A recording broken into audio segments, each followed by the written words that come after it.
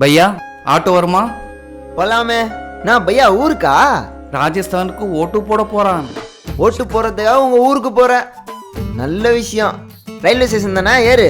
Hello, railway station இல்ல bro, airport. ஏர்போர்ட்டா? பையா ராஜஸ்தானுக்குலாம் flight ticket 15,000 ரூபாய் இருக்கும். அவ்வளோ காசு கொடுத்தா எடுத்த? டிக்கெட் 15,000 நை பையா. பிசினஸ் கிளாஸ் 1 லட்சம் ரூபாயில போறான் நம்ம.